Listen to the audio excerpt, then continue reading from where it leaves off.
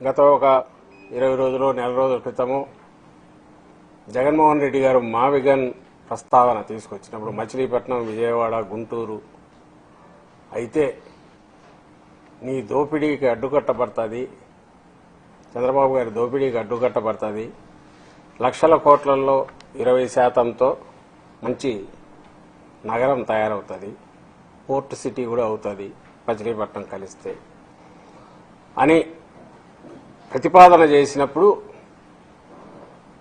ఒక్కసారిగా ఎక్కడ లేని ఇదంతా చూపిస్తూ విరుచుకుపడి ఒక వారం రోజులు అటువైపు, ఎందుకంటే దాని మీద ఆశలు పెట్టుకున్న శక్తులన్నీ చంద్రబాబు గారి దోపిడీలో భాగస్వాములందరూ, అది మీడియా రూపంలో ఉండొచ్చు, ఇన్ఫ్లుయెన్సర్స్ రూపంలో ఉండొచ్చు, అలాగే భ్రమలో ఉన్నవాళ్ళు కూడా ఏదో అంతా ఆకాశం బద్దలైపోయింది అన్నట్టు అన్నవాళ్ళు తర్వాత లేదు ఇందులో ఒక వాస్తవం ఉంది అని ఒక సెన్సిబుల్ డిస్కషన్ మొదలైంది. కరెక్టే కదా ఈయన చెప్పే దాంట్లో, ఇది ఖర్చు తక్కువ అవుతుంది, డెవలప్మెంట్ ఫాస్ట్ అవుతుంది అని ఆ రోజు అనుకుంటే అది కొద్ది రోజులు అయ్యేసరికి దీన్ని తట్టుకోలేక అది ఎప్పుడైతే గ్రౌండ్ గెయిన్ అవుతూ ప్రజల్లో అది బాగా పోతూ, ఎందుకు లక్షల కోట్లు వృధా చేస్తావు చంద్రబాబు గారు, ఒక 10-20 వేల కోట్లతోనే మంచి రాజధాని తయారవుతుంది. ఆ రోజు జగన్మోహన్ రెడ్డి గారు అప్పుడున్న పరిస్థితిలో మేము ప్రభుత్వంలో ఉన్నాం కాబట్టి రెడీగా ప్లగ్ అండ్ ప్లే లాగా అవకాశం ఉన్న వైజాగ్ అనుకున్నారు. ఇప్పుడు ఎలాగో నువ్వు వచ్చినావు, నెక్స్ట్ 3 ఏళ్ళు నువ్వు ఉంటావు కాబట్టి, అటు చంద్రబాబు గారు ఉంటారు కాబట్టి, నువ్వు వద్దన్నా 1000 కోట్ల కుమ్మరిస్తావు కాబట్టి అదేదో ఇమ్మీడియట్ స్టాప్ చేసి ఇటు పక్కకు వస్తే తక్కువతో అయిపోతుందని ఒక ఆచరణాత్మకమైన ప్రజల సొమ్మును జాగ్రత్తగా వాడాలనుకునే ఒక పాలకుడు చేయాల్సిన పని గురించి గుర్తు చేశారు జగన్మోహన్ రెడ్డి గారు. ఫాలో కాండి అని కూడా అందరూ చెప్పారు. అది ఎక్కడ గెయిన్ అవుతుండే కొద్దీ తట్టుకోలేక మీరందరూ గమనించారు. బహుశా వారం 10 రోజులు తిట్టకుండా రోజు జగన్మోహన్ రెడ్డి గారిని కానీ, వైఎస్ఆర్సీపీని కానీ, జగన్మోహన్ రెడ్డి గారి ఫ్యామిలీని కానీ అసలు సంబంధం లేనివి ఏంటేంటివో తీసుకొచ్చేసి వాళ్ళ మీడియా నిండా పరిచి అట్లా కొద్ది కాలం గడిపి ఈలోగా ఇంకో దాంట్లోకి పోయి అమ్మయ్య మర్చిపోయినారులే అనుకున్నారు.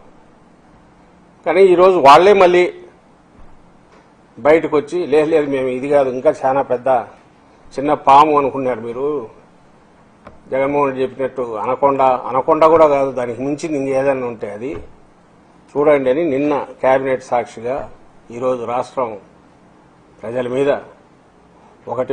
ఇంకో పెద్ద బాంబు పడేశారు.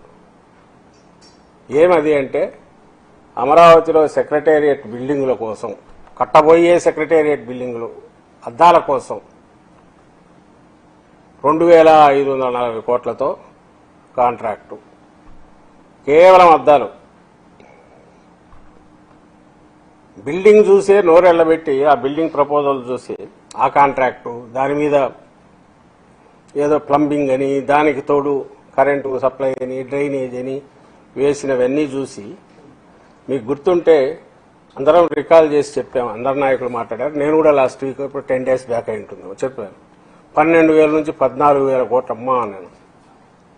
ఇది పోర్పూర్ ఎంత పెరుగుతుందో చెప్పలేమనుకున్నాం. కానీ మీరు 12-14 అయింది. నారాయణ తర్వాత మాట్లాడుతూ వీటన్నిటికీ పర్యవేక్షకుడు, అన్ని రకాలుగా చంద్రబాబు ఆలోచనలన్నిటికీ తనే ఒక రూపం ఇచ్చేవాడిన నారాయణ గారు, ఆయన 14 కాదు 16 కూడా కావచ్చు. వీళ్ళు మరీ బరి తెగిస్తున్నారు అనుకున్నాం. ఈరోజు చూస్తే ఈ 2,540 కోట్లకు జీఎస్టీ వాళ్ళు కట్టాల్సిన అవసరం లేదు, వీళ్ళు రీయింబర్స్ చేస్తారు, పే చేస్తారు కాబట్టి అది కలిపితే 3,000 కోట్ల పైన ఆర్థిక అవుతుంది. అద్దాలకు ఒక అసెంబ్లీకి కేవలం అద్దాలకు 3,000 కోట్లు. ఇంతకుముందుది తీసుకొని ఇది కూడా ఎస్ఎఫ్టీకి డివైడ్ చేస్తే 52 లక్షల ఎస్ఎఫ్టీకి ఇంకొక ఇది 18,000 రూపాయలు దాటి 18,500 18,600కు వస్తుంది ఎస్ఎఫ్టీ. 10 రోజులు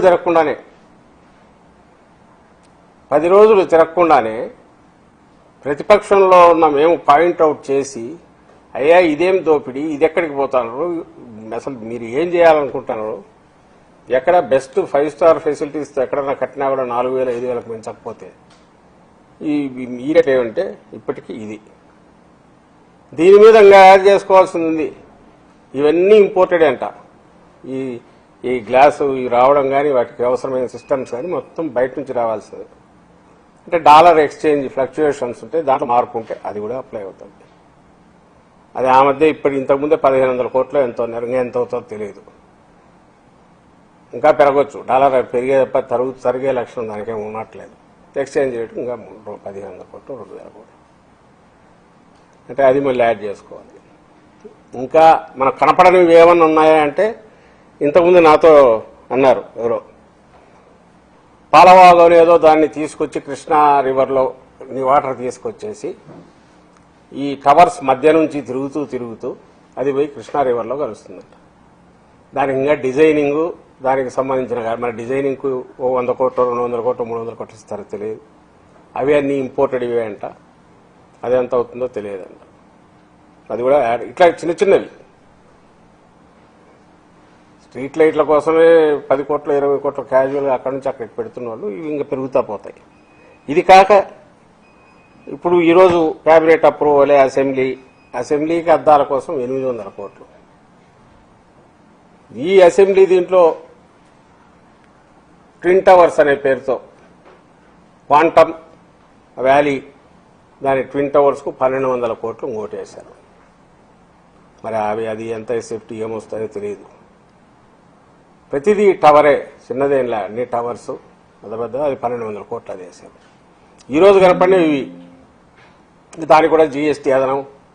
ఇంకా క్వాంటమ్ వ్యాలీ అంటే బహుశా దాని వాల్ గీల్ థిక్నెస్ కానీ ఇంపోర్ట్ ఏముంటుంది, దానికి డాలర్ ఫ్లక్చుయేషన్స్ దానికి అదనం, దానికి నగిషీలు అదనం, దానికి డిజైనింగ్లు అదనం, అద్దాలు ఉంటే అద్దాలు అదనం, అద్దాలు పగిలితే మళ్ళీ అద్దాలు పెట్టడానికి అదే అదనం, ఈ అద్దాలు పగిలితే మళ్ళీ తీసుకురావడానికి.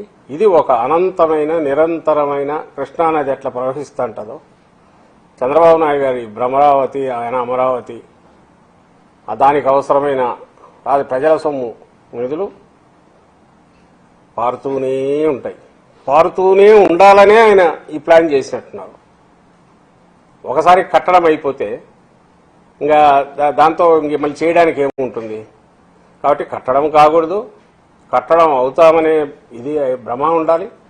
కట్టడానికి నగిషీలు చెక్కుతానే ఉండాలి, నగిషీలకు డిజైన్లు చేస్తూనే ఉండాలి.